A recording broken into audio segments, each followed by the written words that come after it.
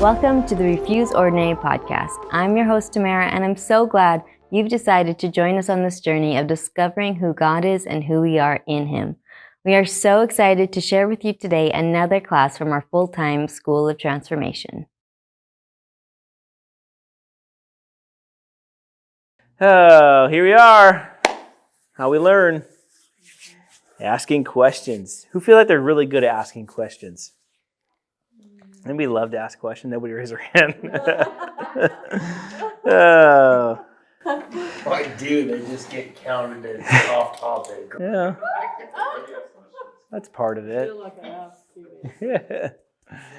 We're going to kind of go a little bit more, like I'll start broad, go specific, like in terms of questions could be used for a number of different things. You know, I got to do some of the apologetics elective, and it was so much fun, but part of the week 2 on that was the art of asking good questions when you are sharing your faith, you know, and learning how to do that to stir conversation, to put thoughts in people's heads. And there's a number of ways you can use questions to your benefit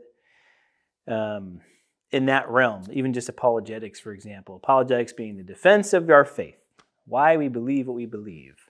And when you're talking to skeptics or non-believers or even family members that have questions, a lot of times we shut down the conversation when they disagree with us, rather than using a great strategy, which is asking questions. Such as, well, how did you come to that conclusion? You know, someone shares what they believe and it's opposite to your belief, rather than be like, okay, well, have a great day. Well, how did you come to that conclusion? What made you believe that?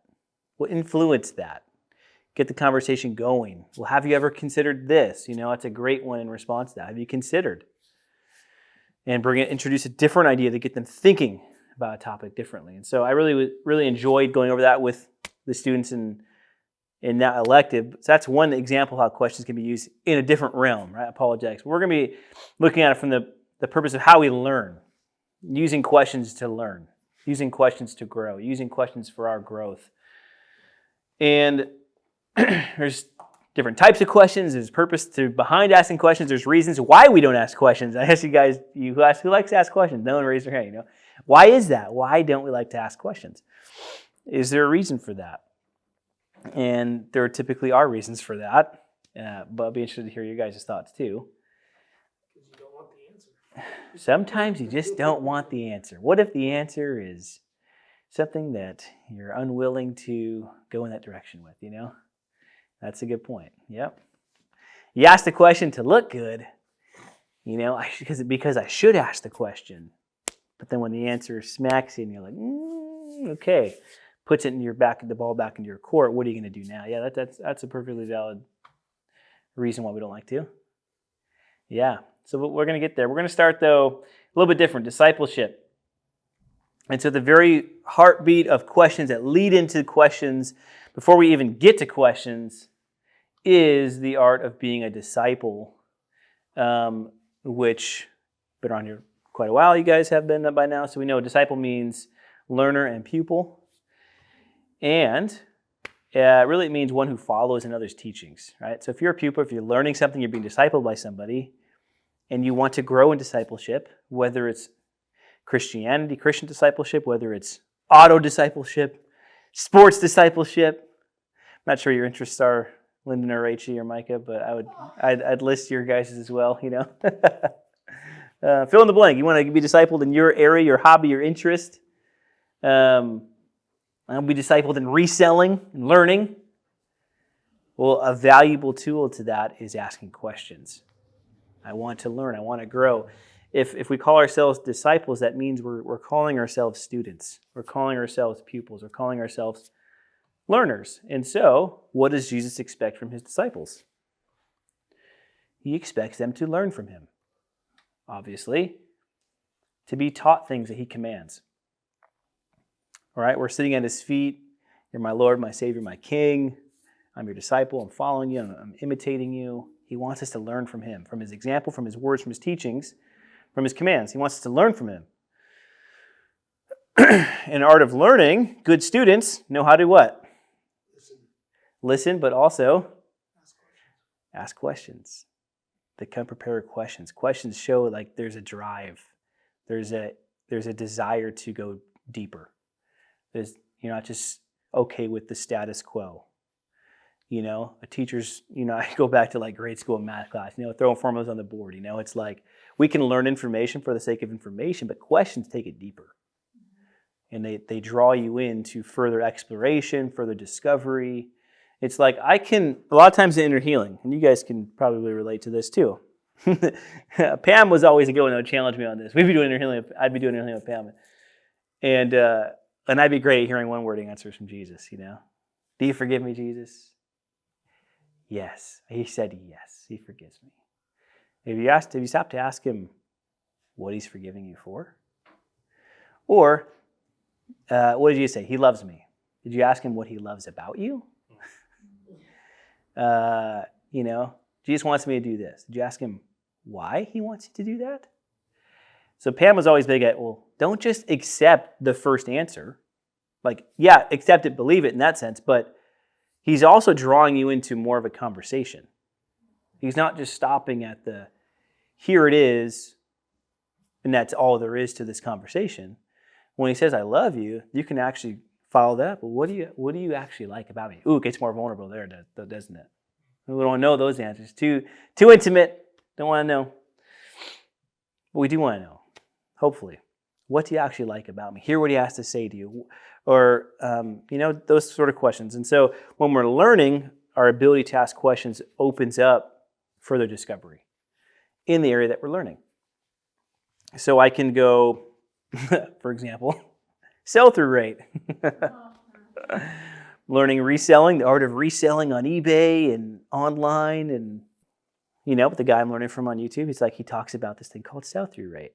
And it's like I could learn a formula, but if I know the why and I go deeper into it, then it starts to, again, opens me up to more discovery. You start to learn the ins and outs of algorithms and what buyers look for, what they search for, those sort of things, and you can start to learn and grow in a different way than if you just accepted one answer. This is how you should do it. Great, that's a good method, but why? Why should I do it this way? And it actually draws in more questions, doesn't it? So learners, being a disciple, part of being a disciple is being a learner. So we're not just learners for a day, we're not just learners for a year, we're learners for life. And so what Jesus expects from his disciples is that they learn from him, they learn from his teachings, the things he commanded.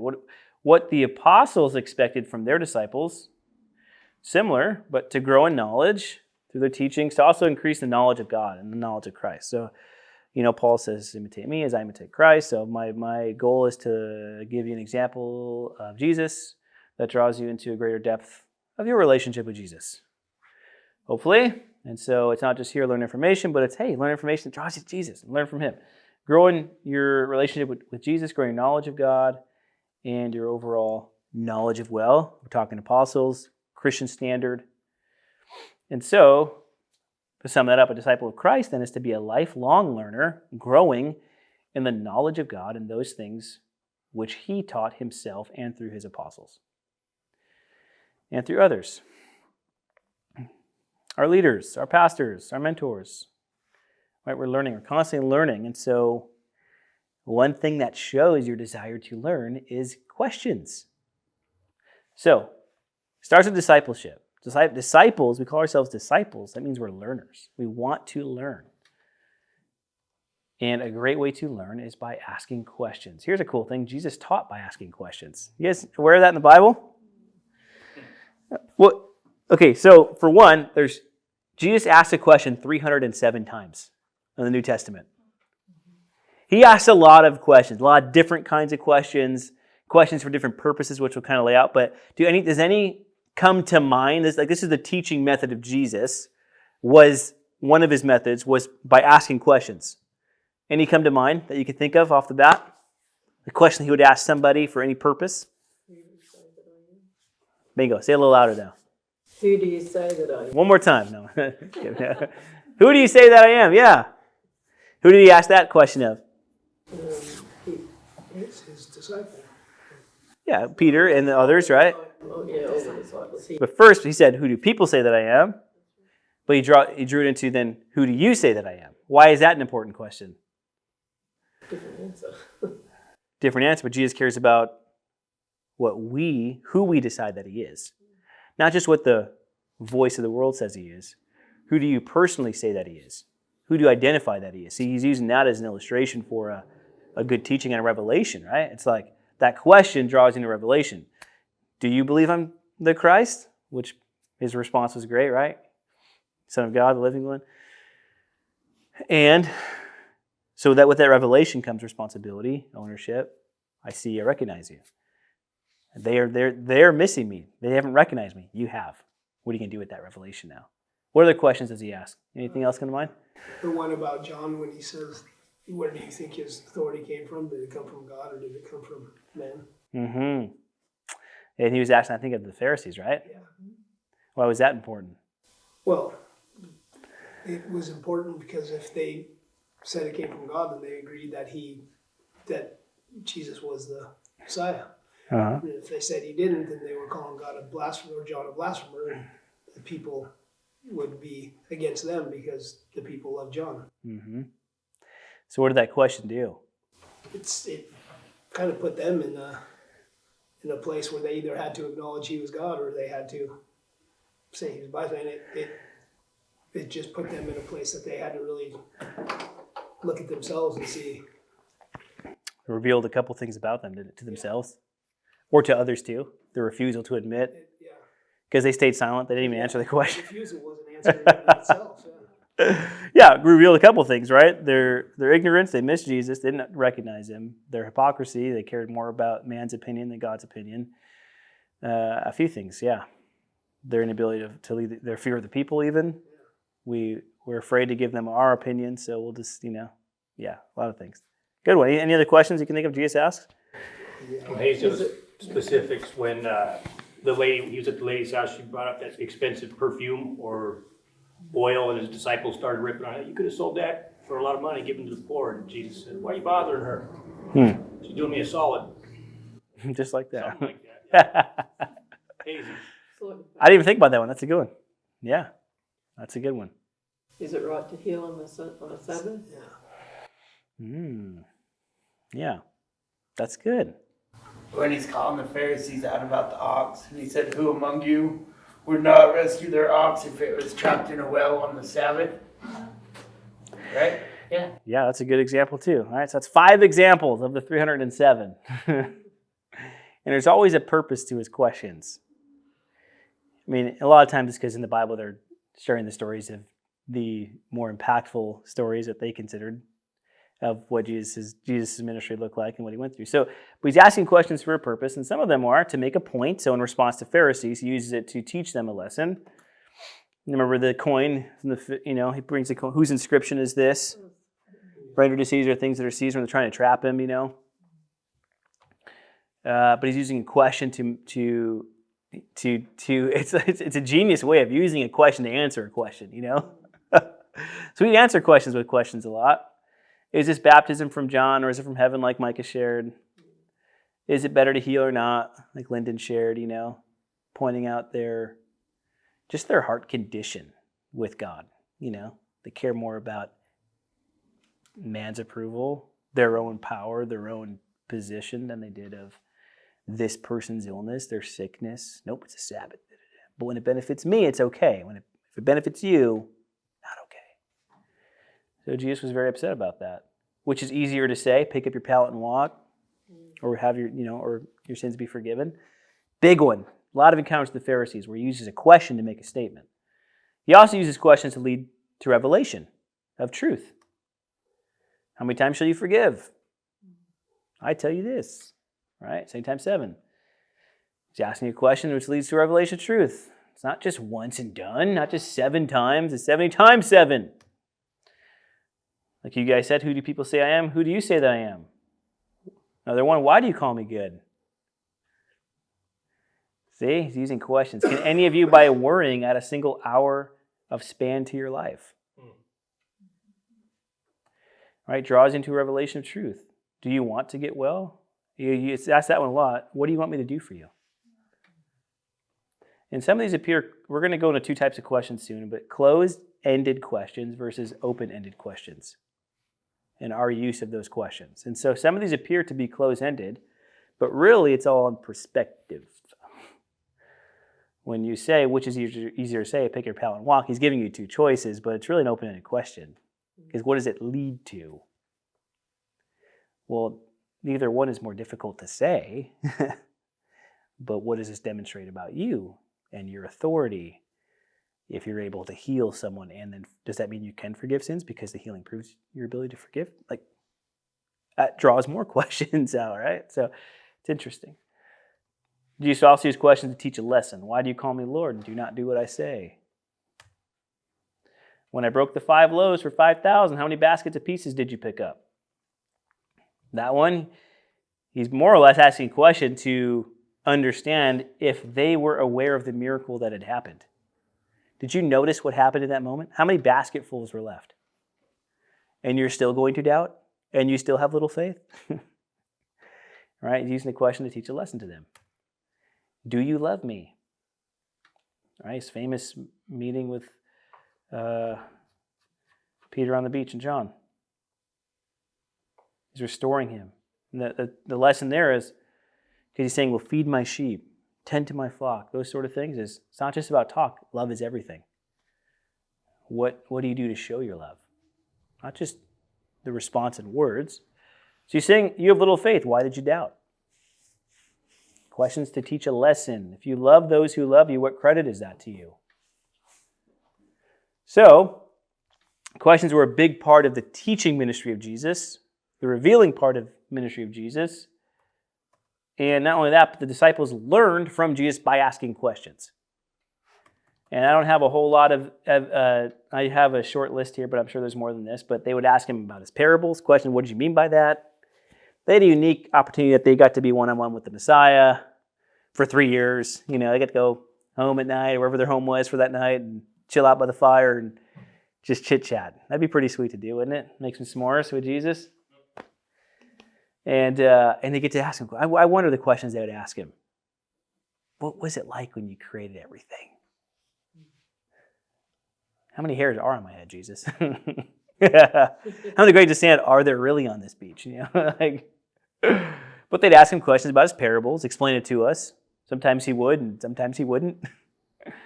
They asked about Elijah. They asked about their inability to cast out a demon. How come we couldn't do this? They asked about his teaching on divorce, about man born blind, destruction of Jerusalem, things Jesus prophesied about, right? So they learned to ask all sorts of questions of Jesus. They didn't just say, here, we have God in front of us. Let's just watch and participate. No, they actually use questions to learn, to grow, to mature. And that's part of what questions is for us. A couple of types of questions. We're going to talk about closed-ended and open-ended questions. And these, so when we're actually asking questions, these are two that we tend to do more often with different purposes. Closed-ended questions are great for certain settings. If you're collecting information, a lot of it's you're taking surveys, you just want a yes or no, answer. You're giving a multiple choice question. It's like, here's these 4, what's your answer? You know, closed-ended questions are great for that. Not necessarily great for learning. You can learn facts and information, but that's kind of the end of it. That's how like a lot of teaching is in schools and education is it's information with closed-ended questions. Here's the answer, and that's it. And there's not a whole lot of leeway for discussion on it, right? But closed-ended questions, they often imply an answer. They ask respondents to choose from a predefined set of responses, typically one-word answers such as yes or no, true or false.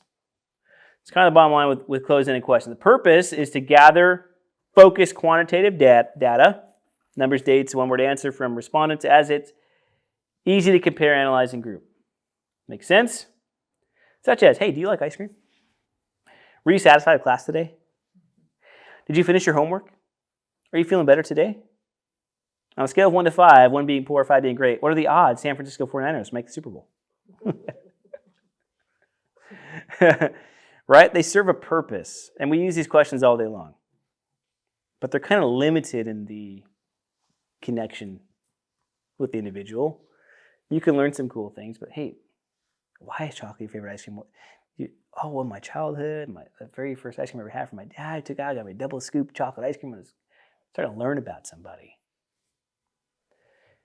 Were you satisfied with class today? Yeah, it's great. What was great about it? What did you learn? What happened in your heart? What was going on? When Lisa was chatting about performance. Did you want to pick up and run? Like we all did. No. Kidding. No, it was great. Are you feeling better today? Yes, good. The thing with these kind of questions, though, it's common for us to ask them in a way that steer people towards the answers we're looking for. And so, again, if the foundation of asking questions is to learn, and sometimes certain types of questions we ask, it's just getting them to answer the question that we want, the way we want it, and I'll explain that a little bit here, is the reason for that is these types of questions can often lead the other person to think in a different way because these questions don't allow them to answer in their own words from their own perspective. You're presenting them the choice. You're leading their decision for them, right? By asking a closed question. What's your favorite type of ice cream? Or you're only given this certain limited options, right? It's not open to discussion. So they see an option they weren't expecting and may think twice about choosing their original answer. You can open it up for them to answer. And so these ones prevent our ability to learn. So, for example, if someone were to come to me with a question of, hey, do you think I should focus more on spending time in worship to get closer to Jesus? Closed-ended question. Versus, hey, what do you feel I should be working on to grow in my relationship with Jesus? Someone comes to me and says, if they already have an answer in mind and they want to lead me towards that answer, such as worship, hey, is the only way for me to grow closer to Jesus by spending more time in worship? So, yeah, go for it. That's great. They're already getting the answer they were coming to me for. See what I'm saying? They're leading my answer with their question. Whereas they say, hey, what do you feel I should be working on to go deeper in my relationship with Jesus? That leaves it open to whatever opinion and expression I want to provide. And we do this all the time with our questions. We go to people, leading them already in our question based on how we're forming the question already. And we're not giving room for an adequate response if we actually want to learn or actually want input or actually want further, like we talked about earlier, further exploration, discovery on a topic. What do you feel? Which leads us to the best type of questions. That's what we have to be on guard for, is these kind of questions as we ask them. And again, certain settings, these are totally fine. But if you're in a setting where you're actually trying to learn and discover, then those aren't the best types of questions to focus on. And you don't want to lead people in a specific direction. The questions we should be focusing on are open-ended questions, where they're not one-word answers, where they don't seek. So open-ended questions, they don't seek to limit the response. They're not obvious or implied. They can expand our thinking. They seek answers from others in their own words, helping us gain visibility into their unique experiences and counsel. So when I go to Steve, when I go to Lisa, and I go to Nolan, I go to Nathan, I go to my friends, and I'm asking questions I want to learn, I'm asking good open-ended questions, it's inviting a response from their perspective and their experience, which is going to draw out greater counsel, which is going to draw out greater wisdom for me to learn from and grow from. Maybe it'll draw in practical examples from their life. Let me share a story with you. Let me share how this worked in my life before I just give you an answer,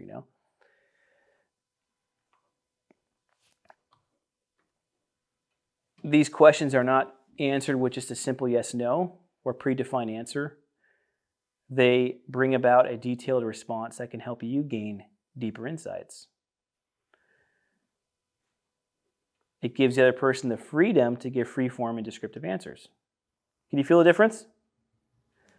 This freedom allows for better expression of their ideas and opinions. It's open.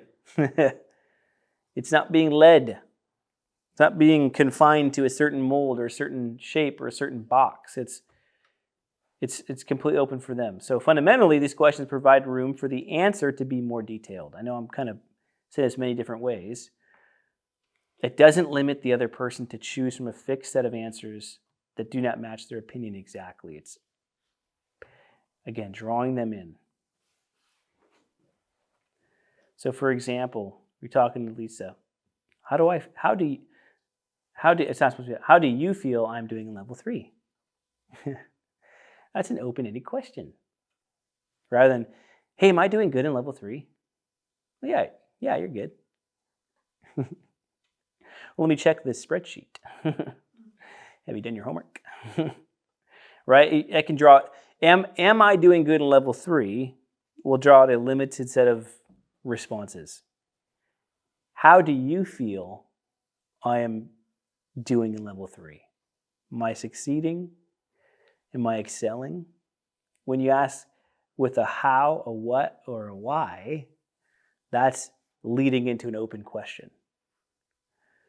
And so how do you feel? You're inviting her complete open expression into however she deems fit to answer that in the moment. What do you feel I can be working on? Rather than, is there something I can be working on? What do you feel I can be working on? Can you tell me? Can you explain? What are some, or just practically, what are some things I can do to better my relationships? Like you want to learn from, if you want to learn. So like my life, I just got to preach on Sunday. It's a cool opportunity. Steve messaged me that night or that day and gave me some feedback, which was awesome. I always love getting his feedback. There's a couple opinions that matter to me more than most when it comes to when I'm preaching. Steve being one, Lisa being one, and a couple others. And so I'm always asking him, lately it's been nothing but positive encouragement, but sometimes his responses have actually drawn me into, you need to grow in this area, you need to look at this area, you need to look into this. And so I'll ask him questions, well, how do I do that? Not just, okay, I'll work on that. How did you grow in that? You've been doing this for 45 years, everybody has their own personality, everybody's got their own kind of unique style when it comes to preaching or speaking or delivering a message. You might have stories, you might be gifted at humor, you might have just a personality about you that's different than others. There's all sorts of things that we go over in level 4 when it comes to preaching, and because everybody gets to preach in front of the class, so be ready for that. But I asked Steve, he said, hey, great job on Sunday. You were confident, the message was good, it was clear, and all these things. And so I said, thank you, Steve, I really appreciate that. I said, one thing that I feel I need to work on is my ability to be vulnerable and to actually, I said, I recognize you. I said, that's what I said. I said, you, Lisa and Yost do this very well in front of people. I said, and I really do a poor job at that. And I beat myself up over that. So how can I grow in this? Didn't dismiss what he said about the positive stuff, but I invited him to give me some feedback on, I recognize you're good at this, others are good at this, I'm weak at it. I want to get better. What can I do? And so it wasn't a closed question, it was open-ended. Hey, and he gave me some right away, just messaged me back. All right, encouraging me and give me some practical advice on what I can do to grow in that area. Okay, some people are naturally gifted at vulnerability and sharing their heart. Just kidding, they're just naturally good at that. Okay, some people are just, like myself, more closed towards emotion. So it's going to take more effort. Doesn't mean it's impossible though, but I can grow in it. So that was encouraging. But I asked him, hey, how do I do this? You're really good at this. How can I grow in this? I want to learn. And so I opened myself up to response and feedback. Nathan, right? I share about my reselling stuff. Hobby, it's an interest, means to an ends. There's a whole different bunch of reasons why I've been exploring it. So I could either go about it my own way and try to learn on my own, or I can ask from the people that I know are doing this and are succeeding at it. Hey, how do you do this? What do I actually need? Do I need to go out and spend $1,000 on equipment and racks and go out and get a shed and store everything? And what are some good starting tips? How can I do this if I want to set myself up for success, not failure? Right? I'm opening up, even in that area of my life, has nothing really to do with Jesus or Christianity. Everything to do with making a little bit of money on the side. Doesn't mean I can't share Jesus in that, but you understand what I'm saying? Like that part of my life. But it's still, practically, we have these things in our life where we still need advice on. How do I actually grow in this? If I want a car and I don't have any money, should I be talking to somebody about, hey, what's a good strategy on actually working towards this goal of mine so I can implement it, so I can achieve this one day? And so ask Nathan for advice. It's been a great thing. Learned a lot from him. He steered me towards a lot of great resources. When it comes to parenting, do I just kind of shut everybody else out and say I'm just going to learn on my own? I've tried that. It doesn't always work, right?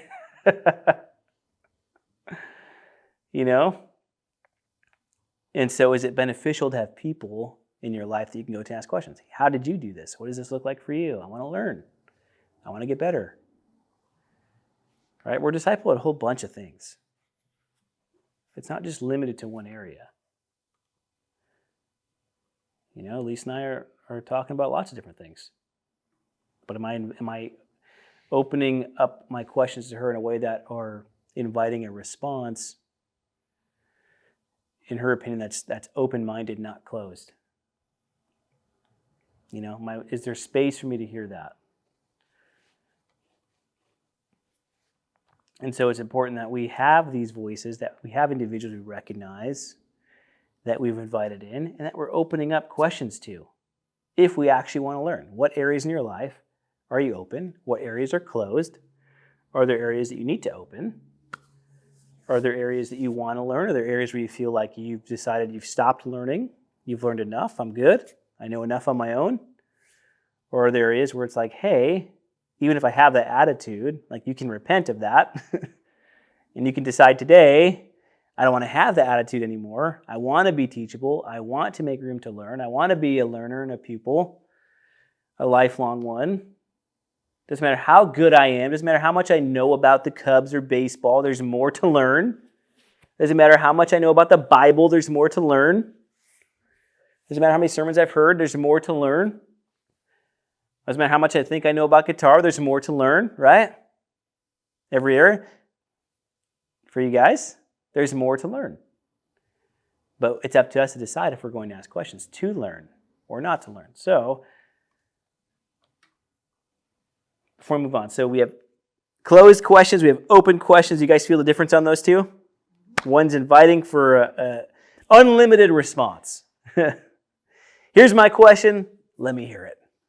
What's the feedback? Great for mentoring, great for accountability, those kind of questions. Great for that. Great for life advice, great for skills, great for desire to go deeper into different areas. And there's also a difference between genuine questions and then rebellious type of questions, your attitude questions. Because we can all just, I'm supposed to ask questions to learn, so let me just throw out a question out there. And it does kind of come down to the heart as well. And so how do you know when you're asking genuinely versus just throwing your attitude out there? Well, what do you mean by that? It's a good question, right? But the tone reflected a deeper issue going on. Well, how do I do that?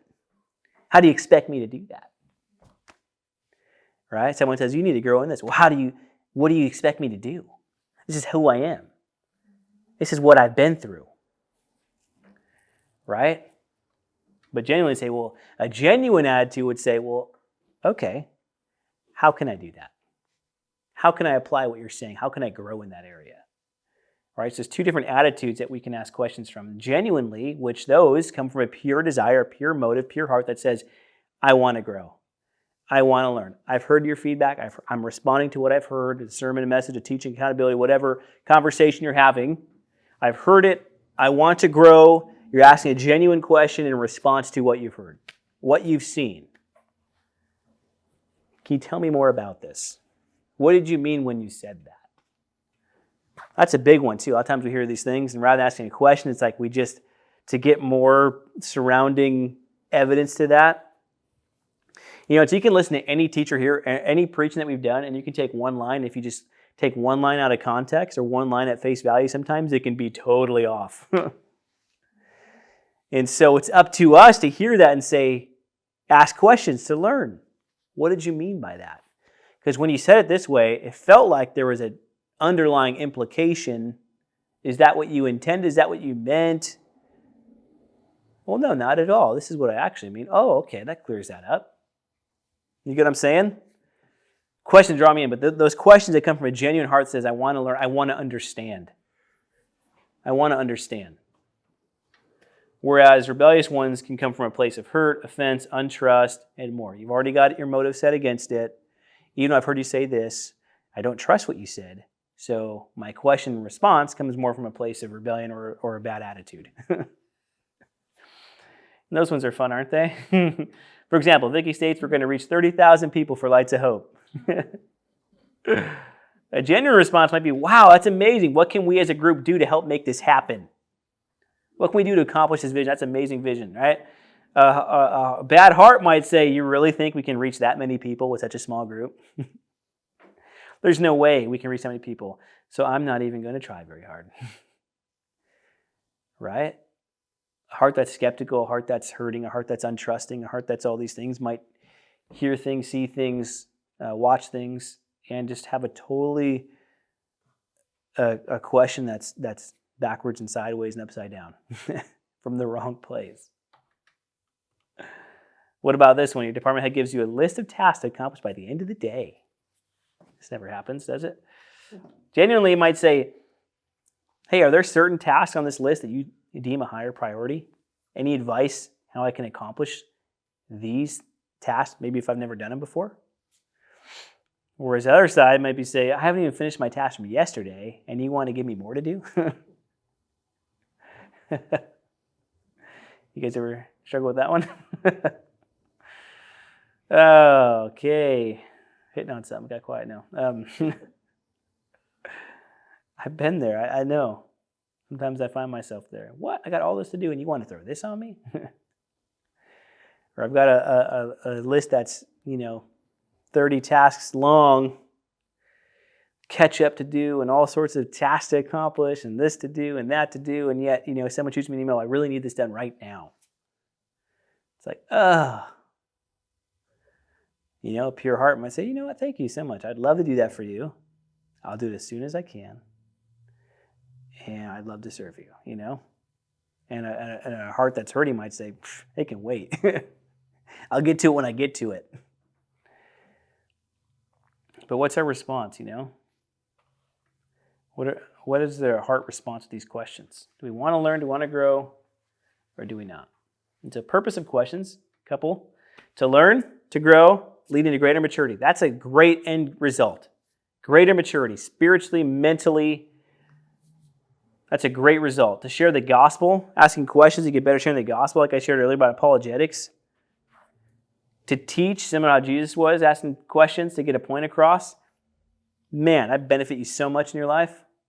Most of you guys, I think, get the opportunity to share pretty often, don't you? Whether it's in the house or whatnot. I mean, maybe a couple of you not as much, but that doesn't mean that there's going to be a day when that happens, though. So learning to ask questions to teach is a good thing, but to grow in our maturity is a beautiful thing. What question asking requires? Vulnerability on our part, requires trust, and it requires room for a response. A couple weeks ago when I shared on Wednesday night, Making Room for Jesus, it was, is there room for a response? Some things that get in the way of that. Insecurity. Insecurity. Reason why we don't ask questions. We're insecure. We fear what someone else will think if I ask a question seeking help. What does that say about me if I'm asked a question? I'm ill-equipped. I'm not good enough. Why'd you give this job to me? If I ask a question, it makes me look dumb, makes me look stupid. If I ask a question, you're going to think I'm incapable. That's all from a place of insecurity. Us thinking, hey, I'm already doubting my ability to do this. If I ask a question, then you're going to know that I'm not sure I can do this too. Whereas the whole purpose of asking a question is I want to learn so I can get better at this thing.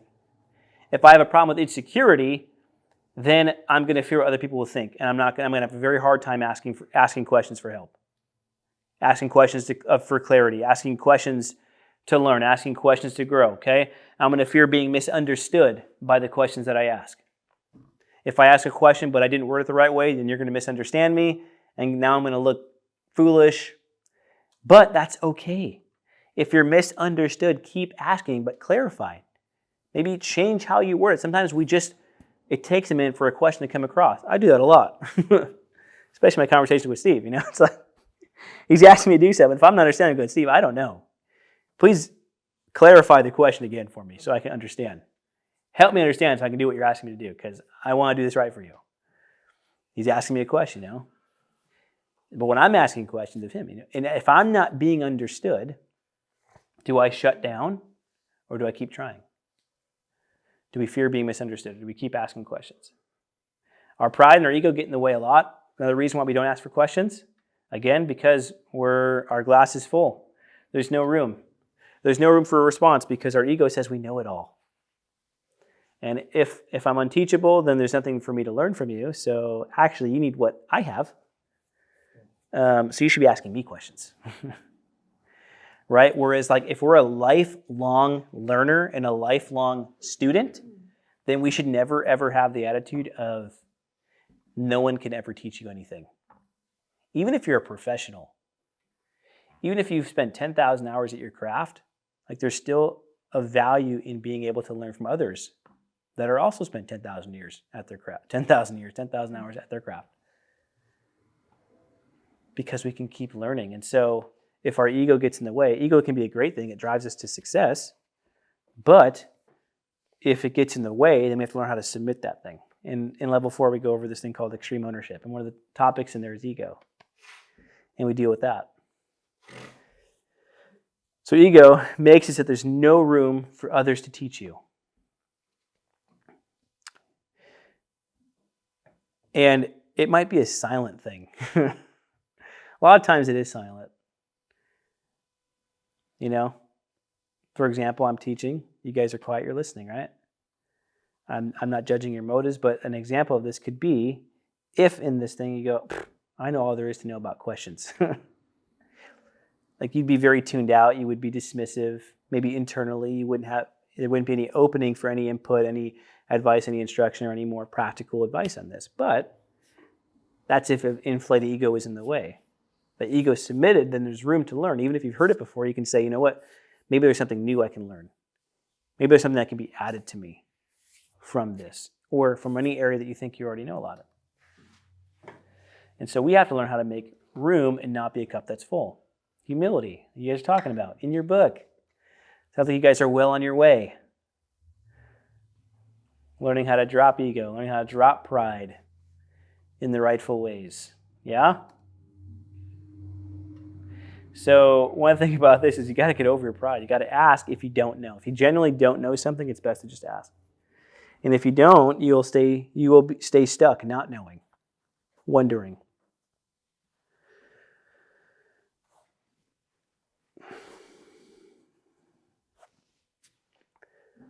Trying to think of an example from Yeovil. When I was handed the keys to Yeovil to manage for 3 years before Katie, it's I had a whole lot of things to learn about leading people, volunteers.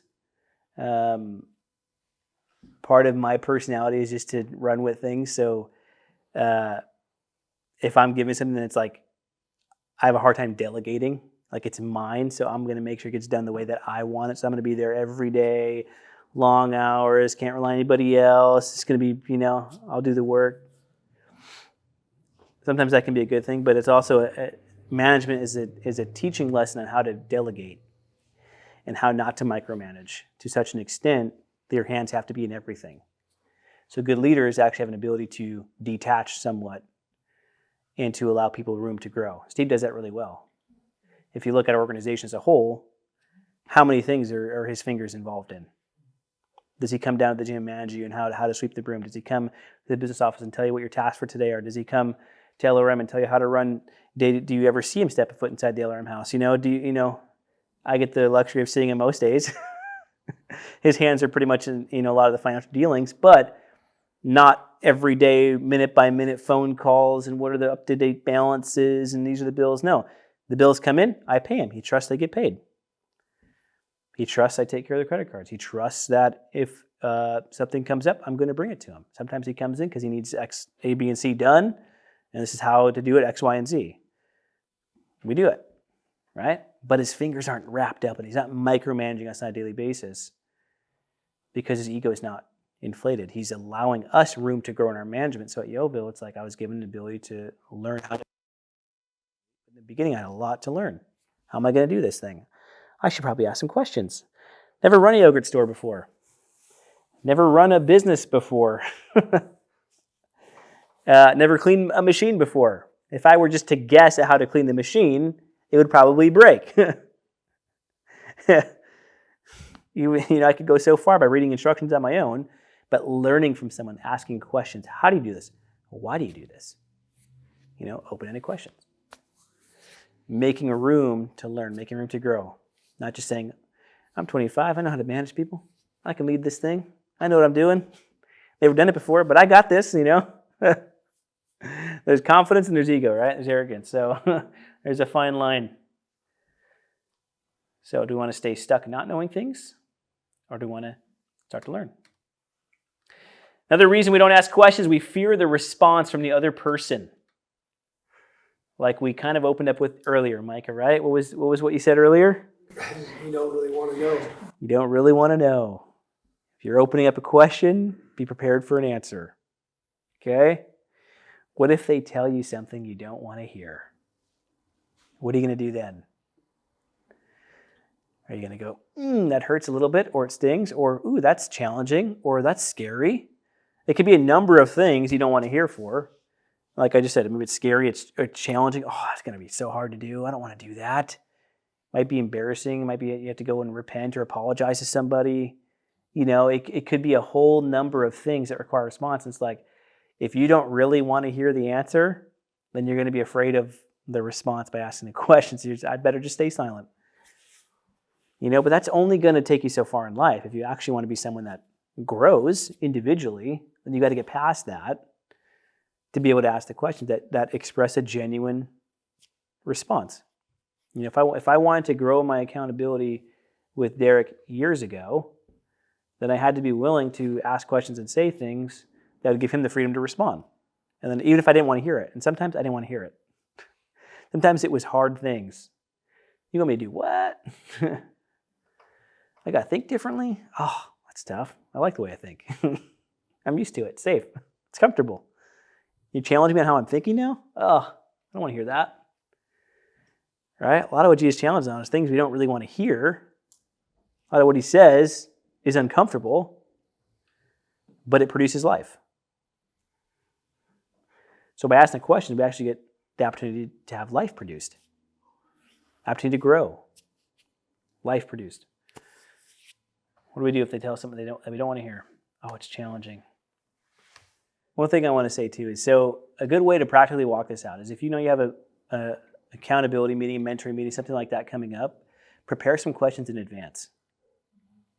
Think about it. Actually think about it. If I know I've got a meeting with Steve, I'm just going to go into it blindly. Like to an extent I will, because we have that kind of relationship. It doesn't have to be like forced. But if asking questions is new to you, a good way to practice this is by actually having some preformed questions ahead of time, and genuine ones. Genuine ones we actually want a response in. Such as, hey, how do you feel I'm doing in level 3, right? Things like that. Like you actually want to know. Are the things you've noticed in me that I could be working on? That's one I've asked a lot in my time here. Because I want to work on the things that, if they appear obvious to you that there are deficiencies, I want to work on those areas. And so, but I won't know if I don't ask the question.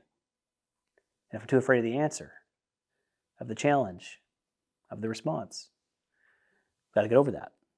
So form some questions ahead of time. That would be one practical thing you could do if you got a meeting coming up with somebody that you trust, you look up to, and that you're open to their input. Ask them, have some questions ready to go. When you are in class, such as today, or in Sean's class, throughout the class, if something stands out to you, write down a question. something was said, write down a question. And then when they say, hey, and we got questions, you go, I got a question. Because what it tends to do, like off the first bat, like everybody thinks, oh, it's burdensome, it's going to take up time. But no, your actually ability to ask questions makes it safe for other people to ask questions. Because they go, oh, I'm not the only one that has a question. I'm not the only one that was confused by that. Or I'm not the only one that wanted to know a little bit more about what that meant, or maybe how you could apply that, or what does that actually mean. So as you're going through teachings and classes, actually write down a question before you forget it. And then say you don't get time in class to ask it, make sure you follow up later on with that person and ask it. But ask it. So that you can continue to walk out this being a learner thing. Just being in this class in a seat doesn't mean that we're actually learning. Right? Information is being thrown at you. You're choosing what to absorb. I understand you're hearing it. There's something happening. But learning is like when it transfers into like being put into practice in your life, walked out. That's discipleship. It's like you're actually absorbing it and applying it to your life, and then it's creating movement in your life. You're doing something with it. So you have a question, you write it down, ask it, get more of it later. Don't just let it slip away, which can be very easy to do. Thank you for listening to this episode of Refuse Ordinary. We hope you were encouraged, inspired, and even challenged to seek more of who God is and who you are in Him. If you have any questions about the School of Transformation or would like to apply for our next semester, please go to transformationschool.org or send us an email at info@transformationschool.org. See you next time.